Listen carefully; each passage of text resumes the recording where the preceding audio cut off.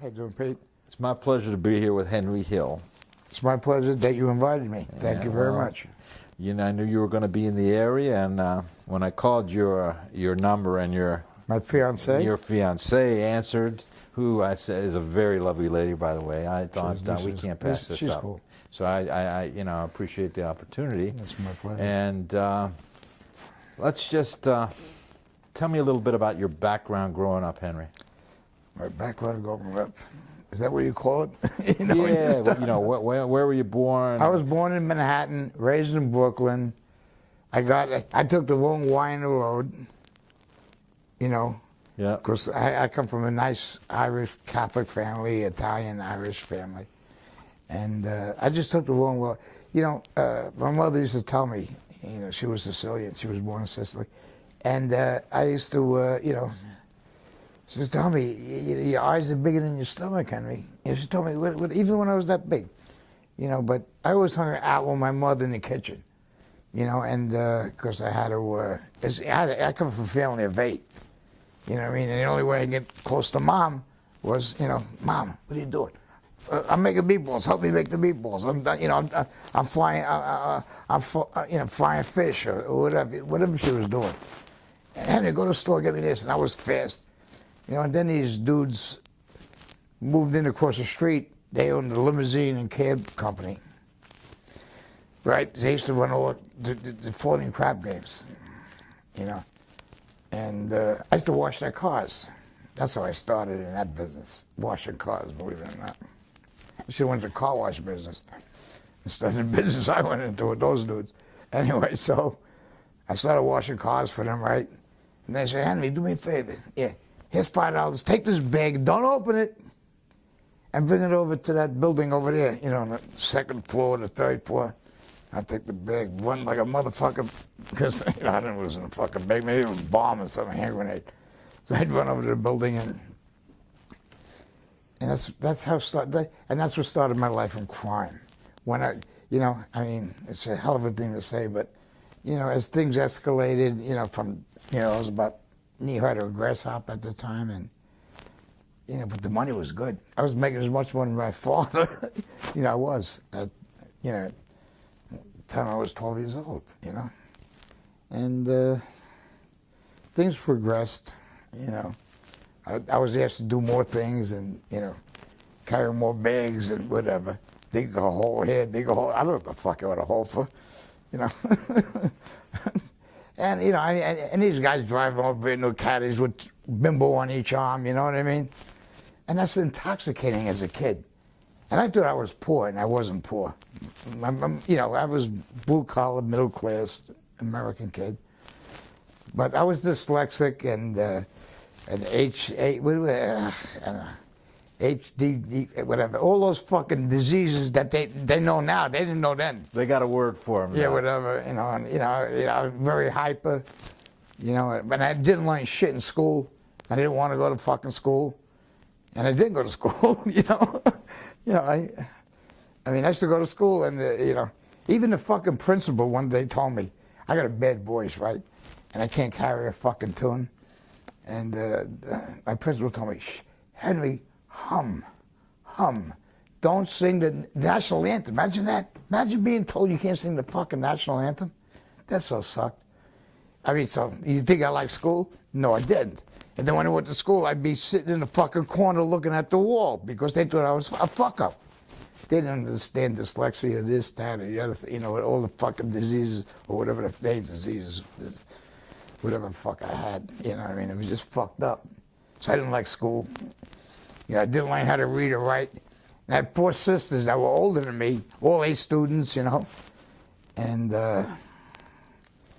they used to get on top of me, too, and smack me in the back of the fucking head, Learn this. Yeah, okay. I didn't know the alphabet until I was, in my 20s. Honest to God, this is the truth. And it was fucked up growing up. But these guys gave me a lot of attaboys and a lot of money. For doing nothing. I didn't think I was doing any fucking thing wrong. Honest to God. And so that was my childhood. And I never went to high school. I barely graduated junior high. The only fucking reason is because we threatened the teacher. I was PS 214. And, you know, they just want to get me the fuck out of there because I was, you know, unable to handle it. He just said, fuck you. You know, go on to high school. Yeah, like I went to high school. I went to high school for about 4 days. I said, fuck this. So basically, these guys at the cab stand, And, yeah, they patted you on the head. They treated Henry good. Henry felt like something, didn't he? Exactly. You know, I mean, you know. And then I was so intoxicated by the lifestyle. Everybody driving a brand new Caddy or a Lincoln or a Chrysler, you know what I mean? And I told my dad didn't own a car. He built the subway right to Euclid Avenue. He got off it, went and bought a house, you know, and I thought I was poor, honest to God, until I, you know, met these dudes. Then I really knew I was poor. Guys walk around with fucking, you know, the fucking $100 bills in the pocket to choke a horse, diamond pinky rings the size of that, you know, and beautiful bimbos on each arm, or young ladies, whatever you want to call them. You know, it was a fucked up childhood. Then I became, then I realized, you know, when I was about 16, 17, they started asking me to do more things for them, you know what I mean? I says, fuck this shit ain't right. You know, I says, I'm getting out of this fucking business. So I went and joined the paratroopers, the Army. I said, there's a way out. I know there's a fucking way out. So I try to get out of it, right? And my friend had just joined the Marines. Carlos, he was a prize fighter. You know, he was second to winning the Golden Gloves anyways. But he joined the Marines. So I says, fuck, I got to do better than my friend. So I says, all right. I went down to the recruiting office. You know, I said, please. I couldn't even fill out the fucking application. The recruiting officer filled it out for me. And, you know, next thing I knew was at Fort Dix. Then I was at Fort Benning, Georgia. Then I went to Bragg. Then I went to fucking Fort Lee, Virginia. Loved that town. And then I went back to Bragg. And, you know, did my fucking time in the, you know, in the Army, and fucked up a little bit, you know. Became a cook and baker. I don't know how to make candlesticks yet, but anyway, yeah, but anyway, it was the most fun I ever fucking had, because I never was a kid. I mean, these fucking guys, they kept me fucking busy 24/7. Or, you know, when I was allowed out of the fucking house, which I used to climb down the drain pipe in my bathroom, right, to sneak out of the house so I could sit across the street and watch them play cards. This is play a brisk, you know, pinochle and hearts and all that shit, you know, because they always gambled, you know, 24/7, you know. I look out the fucking window. I'm supposed to be sleeping. I ain't gonna sleep. How the fuck am I gonna sleep? But, you know, I want to see who's winning, you know. Maybe I'll buy in here. So you got out of the service. Yeah. And then what happened? Then what happened? I tried to stay in South Carolina for a while, and I said, "Fuck this! I'm going home." I go back to Brooklyn, right? 21 and a half years old, right? And I just, you know, I says, "Fuck the Carolinas," you know, which I really liked, you know, North Carolina, South Carolina, but it was so fucked up. So I go back to New York. What am I gonna do when I get to New York? I walk across the street. Hey boys, how you doing? Hey, you know, some, you know, here's some, you know, they give me some fucking steak money, you know, whatever the fuck you want to call it, you know. Here's a couple $100, you know. Which I left, you know, I left Carolina. I had a few hundred in my pocket, and I was back in life in New York second, as they say. You know, I was just back in the fucking life. I mean, everything at your fucking fingertips, you know. I'm fucking 22 years old, 21 and a half years old, right? Come on, we're going to Cooperstown. Okay. Who's playing? Sammy Davis. You know, who's playing here? Nat King Cole. Who's playing? Paul Anka. Okay, no, I don't want to. Get in the fucking car. You're going with us, you know. And then I met my wife, Karen. Actually, I was engaged to another Italian girl at the time. And her mother was a bookmaker. It's so fucked up. You know, and... Let me ask you, your mother's Sicilian? Yeah, my mother was born in Sicily. Was born in Sicily. Yeah. Your father is Irish. born in Ireland. It's a strong Catholic background, no matter how you cut it. I was an altar boy, believe it or not. No, I believe it. I believe it. And the cab stand, what family was that affiliated with? Lucchese's. That was affiliated with Lucchese. Yeah. But you know what? All the people from Murder Inc. used to come there, which, you know, Lucchese's actually controlled Murder Inc. You know, Rosie's candy store. How many times on North Avenue? How many times I went there with Paulie? You know, Paulie liked me like a son. In fact, he liked me better than he liked a couple of his sons. He had 3 sons. And, I mean, and these guys, fuck, you know. I mean, you're a little kid, and you see these fucking guys coming with these fucking fedoras on and, you know, rah, rah, rah, rah, rah. Yeah. And I knew two kids I went to school with, believe it or not, that both fathers were electrocuted, you know, with the Murder Inc. Yeah, it's just nice. Can you explain Murder Inc. for us, Henry? Yeah, Murder Incorporated, you know, it's like the Jewish mob. It was Bookwalter, wasn't it, that started it? Bookwalter, you know, the Jew boys, excuse me. Yeah. I'm not anti-Semitic, you know, but yeah, it was the Jewish mob, you know, and, but Paulie kind of was right in with them, you know what I mean?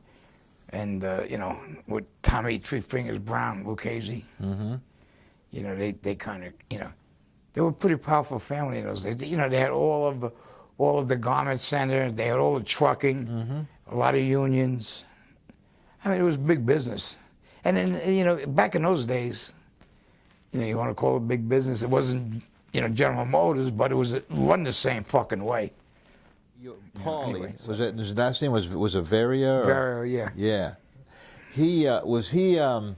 He was a capo in the Lucchese family. He was a capo. Yeah. He was a capo. Well, you know, when they formed the commission back in whenever they fucking formed it, him, his brother Babe was made man, Lenny was a made man. He had 5 brothers, and the 3 of them were made men.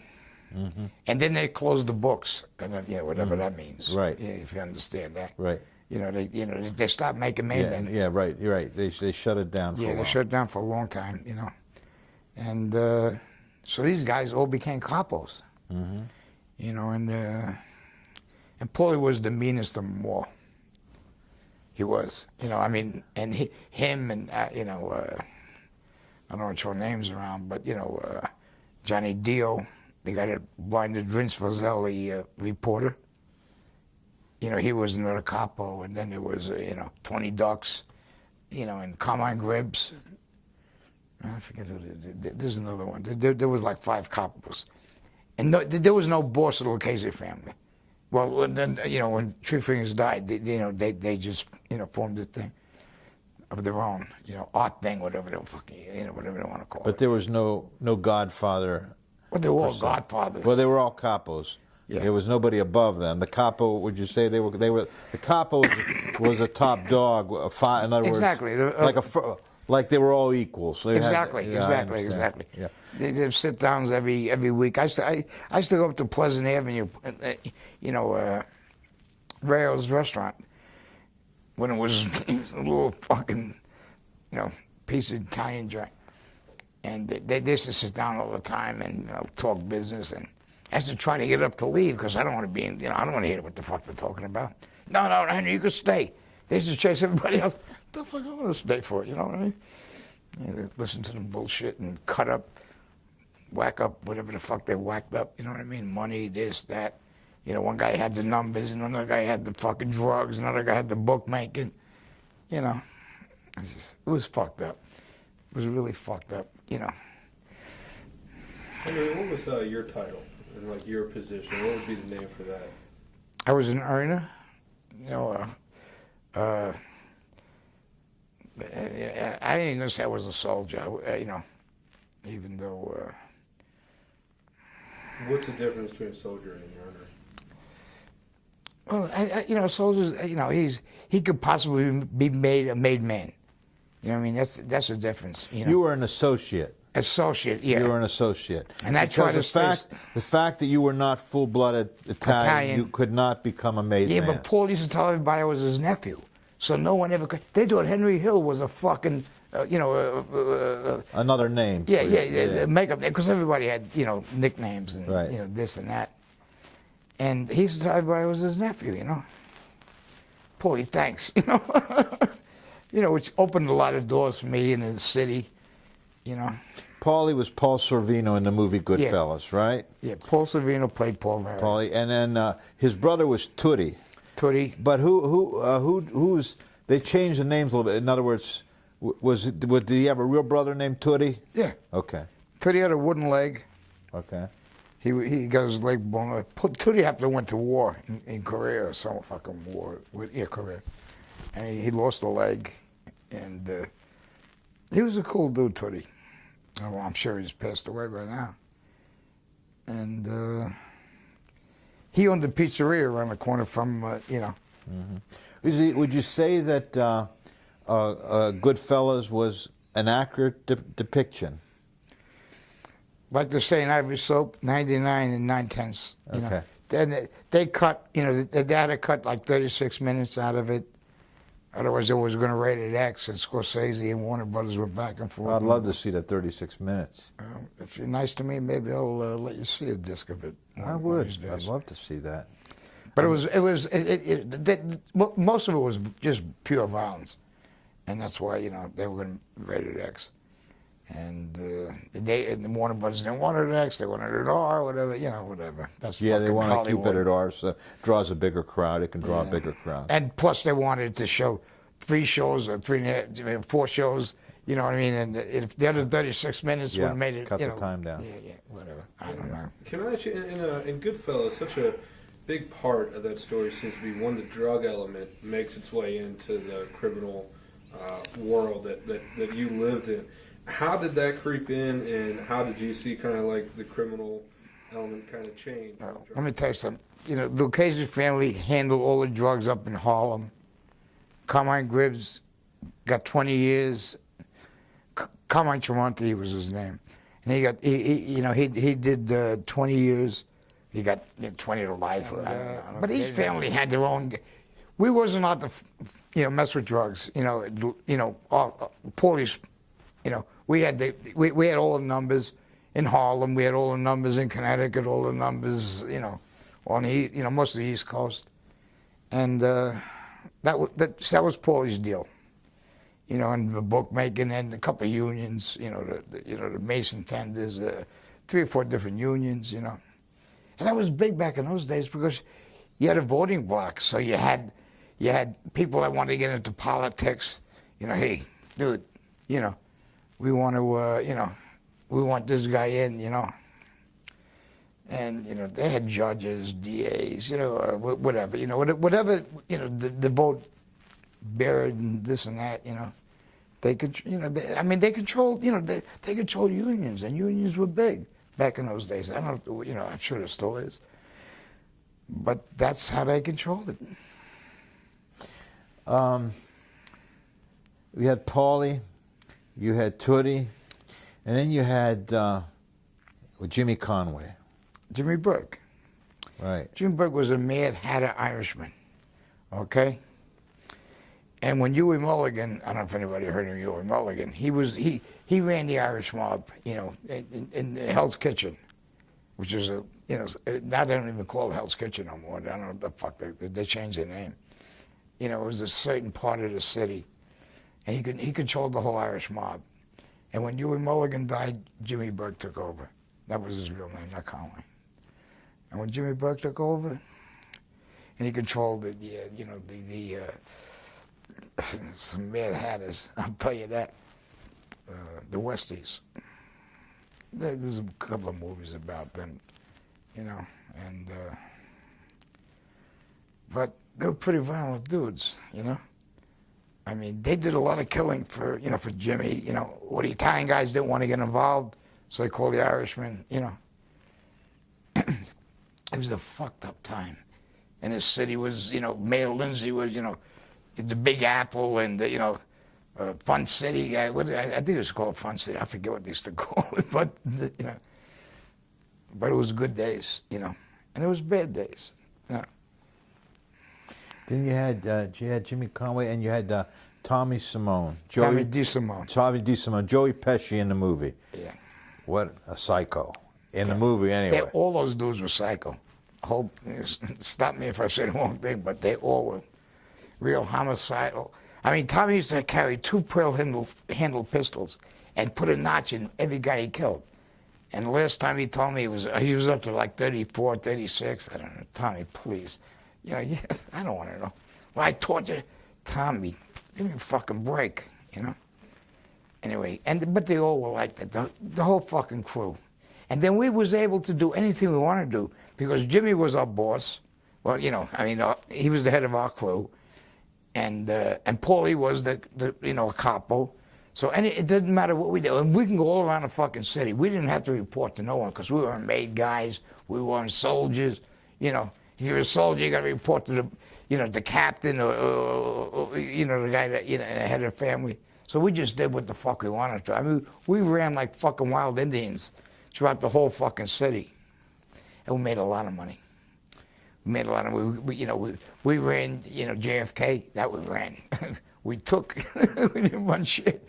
But we knew everybody that ran it, so we made a lot of money.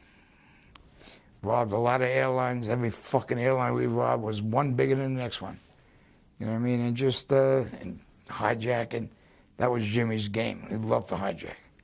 Hijack sometimes 2 trucks a day, full of razor blades, aspirins, Kotex, minks. It didn't matter. We took anything that was worth, and we knew to manifest. Before the fucking truck got out of the airport, we knew exactly where we was going to stop for coffee. We had a route, Watch, it didn't matter, Dunhill lighters, we took a fucking load of Dunhill lighters one time. I mean, come on. I wish I would have saved 0.5% of what the fuck I stole that out of the airport. Yeah, it was nuts. And what about Billy Batts? That's eventually what did Tommy Simone in, wasn't it? The murder of Billy Batts? No. That was part of it. But that wasn't... No. Billy Batts was a Gambino in the Gambino family, right? Yeah, and John Gotti had a club right down the street from our club, Robert's Lounge. He was on 101st Avenue, he was on 115th, and Rockaway Boulevard. And there was always beefs with those guys. But Tommy had killed this kid named Foxy. I don't even know his real name. I know him as Foxy. But he had killed... Tommy was going out with Foxy's sister. And, Foxy says, hey, listen, dude, stay the fuck with my sister. Yeah, okay. Yeah, like Tommy paid him any fucking mind. And then one day, Tommy hears through the grapevine that Foxy's looking for him. Because Foxy was pissed off. Now, he don't want to leave my sister alone. I got something for him, So when Tommy heard that, he went over to Foxy's house, right? Rings Foxy's doorbell. Foxy walks out and punches him in the fucking head. Tommy was a big dude. He wasn't like Joe Pesci. He was like 6'2" and fucking shoulders out to here. Tommy goes down the fucking ground, pulls out a fucking pistol and kills Foxy. One shot. Tommy gets up, walks out of nice fucking condos or whatever the fuck you want to call them. Nice area in Howard Beach. And that was one reason why Tommy got whacked. And then when he whacked another Gambino, everybody, I mean, the last place Billy Batts was seen was in my fucking joint on Queens Boulevard. It was a half-assed Wiseguy joint. It was on the way to the city, 59th Street Bridge, from Queens Boulevard, ran into, heart of the city. And I mean, so many fucking times the Gambino's gonna hand me. We know, yeah, right. Even in prison when I was doing time, a gang of Gambinos come around me. What the fuck you guys want, We want to know the true story. I was, well, true story about what, They says, Henry, come on. I said, come on, what the fuck are you guys talking about? And there was, I think Paulie was in the room or somebody, Johnny Deere was in the room. I just looked, I said, I don't know what the fucking guys are talking about. You know, because we lived in like apartments like this in the fucking joint, you know, on the dorms, you know, we cooked every day and that. And they fucking left me alone after that. But they, so many times, one time they tried to, you know, grab me, but they didn't. In prison, you mean? No, before I went to prison. Yeah. Anyway, there's another story for another chapter. Henry, one thing I think that's really, really well shown in the film too is when things start to turn. When, you know, after you're first in prison and it looks like I think you're going to go back, and it does it in the film by showing that day that, you know, the helicopter was after you were driving. And then the reason I'm bringing that up is when things did turn and the lifestyle started to change on you, and the paranoia, I would imagine, creeped in. It wasn't paranoia. It was reality, dude. how does living like that, moment to moment, feeling at any moment that's, you know, that is there, how is life to bear like that? Well, first of all, after the Lufthansa robbery, which the whole fucking city and every fucking cop and every agency knew that who the fuck did it. You know, it wasn't no fucking, you know. I mean, I mean, you know, we made a lot of money, but after the Lufthansa robbery, you know, which was, you know, they claimed $6 million, was $6 million plus all the jewels and blah, blah, blah. And, it was, you know, anyway, everybody started getting whacked around me. You know, all the crew. I mean, one guy took Stacks, Marty, you know, and they all kept falling. And every time a guy would get killed, the feds would come to my house. Hey, Henry, we know you was involved, blah, blah, blah. You know, and I was like, oh, you fucking nuts. I don't know what the fuck you're talking about. Henry, you're going to be next. You know, a week later, they find 2 bodies, some fucking where, or, you know, whatever. And they come to my house, the ladies' pictures out. The nice thing the feds did was they used to wait for my kids to go to school. They would never come when my children were at the home, right? Me and my wife sitting around a fucking dining room table. And Henry, you're going to go next. I said, why are you sure? I don't even know these guys, you know. He wasn't allowed to associate with known criminals. You know, I was on federal parole at the time. And, you know, I tried to play stupid, you know. They knew fucking better. I said, Henry, you know, blah, blah, blah. I says, dudes, I don't know what you're talking about, right? And after 11 of them died, one gal, this is Teresa Ferrara, and they found a torso. I don't know how the fuck they figured it was Teresa Ferrara, but I guess they did. And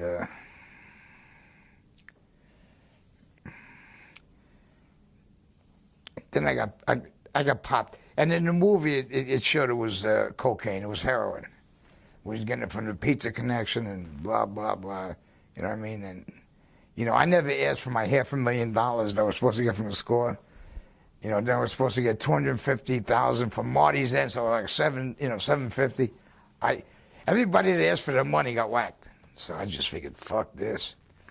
And one day, I go meet Jimmy. We got a secret place we used to meet. And he shows me a fucking pouch, you know, a bag. And he says, here, you know, you met a lot of black dudes in prison. He says, stop moving this shit. I said, what is it? He says, it's pure heroin. I never even seen pure heroin at the time of my life, right?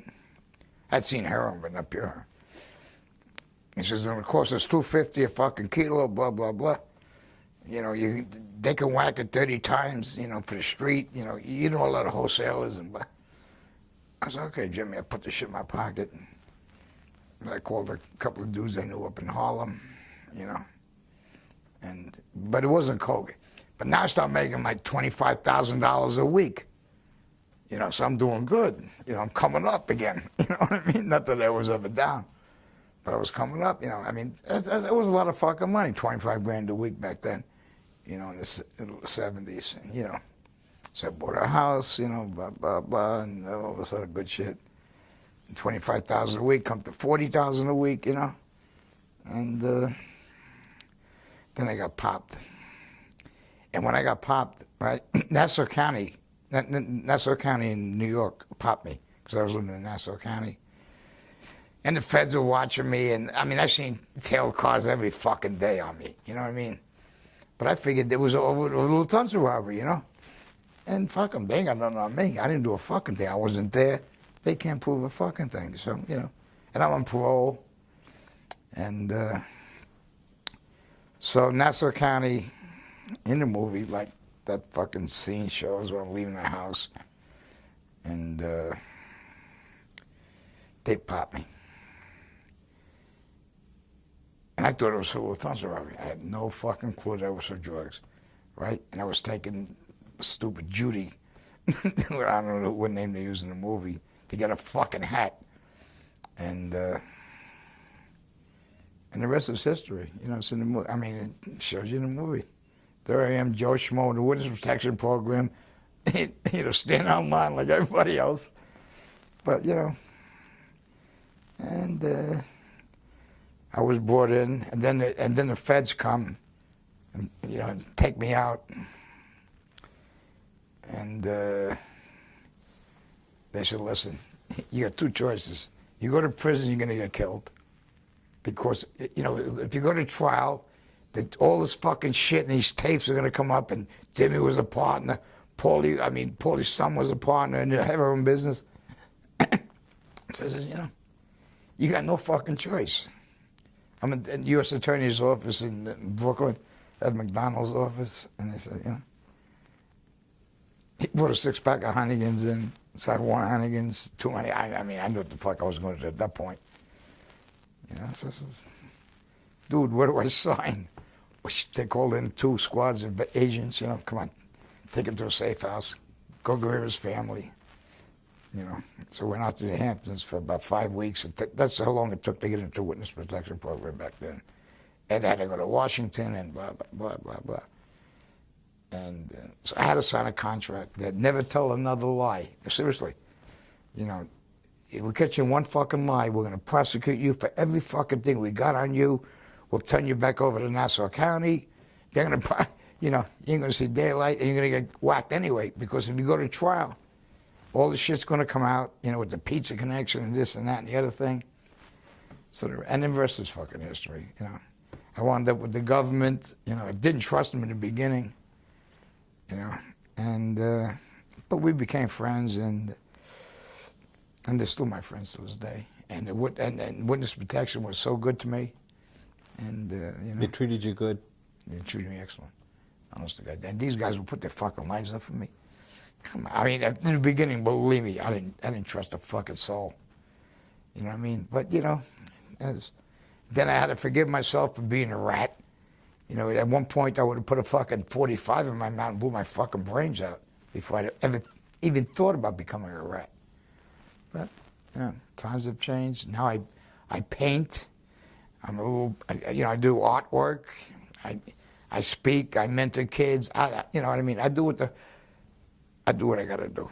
But, you know, I'm mob art, you know, on eBay, and, you know, I'm living a life. The life of Riley, you know, William Bendix, the life of Riley. But, you know, life is good to me. What can I say? And there's somebody up there watching me that looks out for me. I outlived them all. I'm happy, joyous, and free. And, you know, things are good. Do you live in any fear, Henry? No. Fear. I lived in so much fear in my fucking life. You think I know about fear at my age? No. I just paint, I cook, you know, and life is good. That's all that's left, you know. Henry, Well, do you have regrets? yeah, I have regrets of the life I lived. I've been out of that world since, you know, since 27 years, or 28 years in May. You know, May 5th, I think, was the day, you know, I officially went, you know, whatever, became a rat. What a joke, you know. I'm the happiest rat in the world. What made you turn on that? I know, you know, you weren't a made guy, you know, you didn't have the oath of omerta or murder or whatever it is, or anything like that. But It was really a fear for your own life, wasn't it? Not my life. I didn't give a fuck if they fuck with me and killed me. You know, you live by the sword, you die by the sword. But they went after my wife. And I knew they would have took my kids and put them in a fucking refrigerator and put a chain around it and threw them in a fucking, you know. I thought that the mob used to be a code, hands off. Get the fuck out of here. Come on. That's such a fallacy. You ain't got no clue. Come on. So They're as treacherous as any other fucking mob, like the Russian mob, like Colombians. Come on. Dude, don't get me started, okay? I need a drink. Fuck, please. But so in other words, is fear for your family life, for the life of your family, your wife and your kids. They went after my wife. I was supposed to meet him at the Gemini Lounge. That's where the that was what's his the name? Westies, yeah. Yeah. That was Roy DeMayo's place. Yeah, exactly. The butcher shop. Exactly. We used to, whatever. Yeah, bag here, bag there, bag and this stuff. Dude, please. I was supposed to meet Jimmy there. Like, I didn't fucking know the way he thought. You know what I mean? I was raised like this from those fucking people. You want to get me there? Yeah, okay, dude. I know what's on your fucking mind. This is after I got popped and get bailed out. You know? Fuck, you know, as they say in Jewish, not a Goysha cup.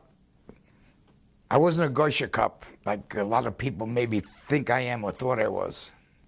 I was a Yiddish cup, and I knew exactly what the fuck was going on, you know. And I knew I wasn't going to that fucking place. Like a fool, I sent my wife, and he tried to fucking grab my old lady. She got in a fucking car, and she bolted. And she had a pistol on her, too, by the way. She wasn't stupid, either. She was Jewish, 100%. You know, and it's just, you know... So you're living life now. You put all that behind you.